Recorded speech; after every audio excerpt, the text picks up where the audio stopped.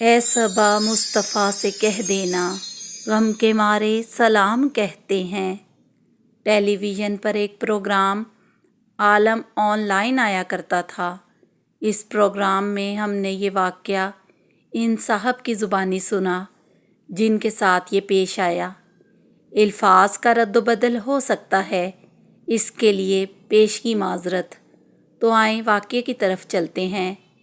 حاجی صاحب ہمارے ناظرین کو بتائیں ہوا کیا تھا۔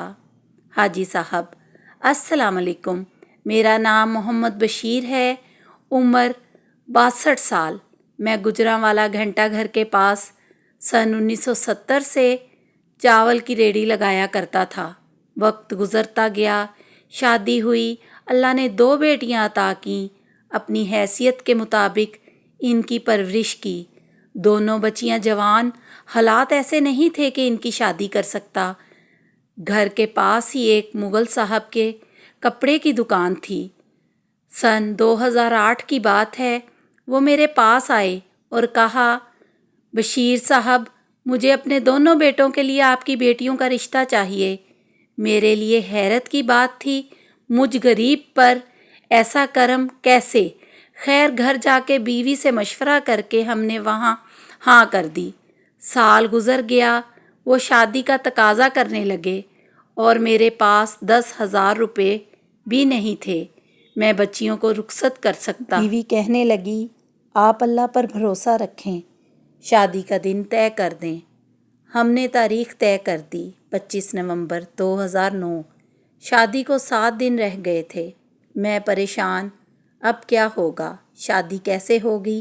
میرے پاس تو کچھ بھی نہیں۔ مغرب کا وقت تھا، انہی سوچوں میں غرق صحن میں بیٹھا تھا کہ دروازے پر کسی نے دستک دی۔ میں اٹھ کر باہر گیا، دروازہ کھولا، سامنے ایک باریش نوجوان کھڑا تھا جس کو آج سے پہلے میں نے کبھی نہیں دیکھا تھا۔ میں نے پوچھا، آپ کون ہیں؟ نوجوان بولا، کیا بشیر صاحب کا گھر یہی ہے جو چاول کی ریڑھی لگاتے ہیں؟ جی میں ہی بشیر ہوں، میں نے جواب دیا۔ کیا ہم اندر بیٹھ کر تھوڑی دیر بات کر سکتے ہیں؟ میں اسے گھر کے صحن میں لے آیا، سوالیہ نظروں سے اس کی طرف دیکھنے لگا۔ اس کی آنکھوں سے آنسو بہنے لگے۔ بولا، میں کراچی سے آیا ہوں اور 2 دن سے آپ کی تلاش کر رہا ہوں۔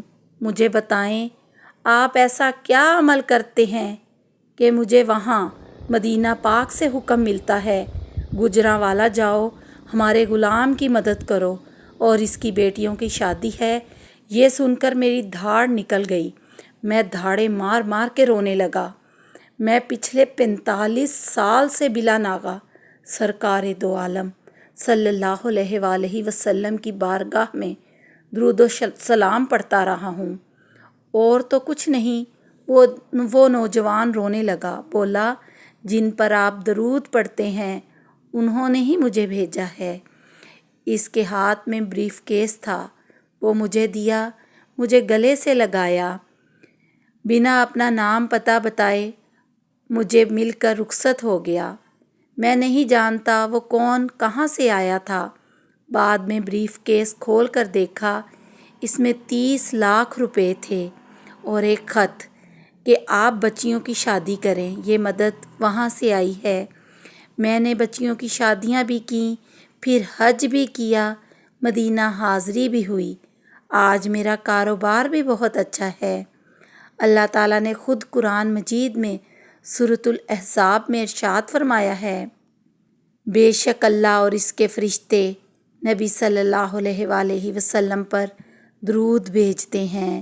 اے ایمان والو، تم بھی آپ صلی اللہ علیہ وآلہ وسلم پر درود و سلام بھیجو۔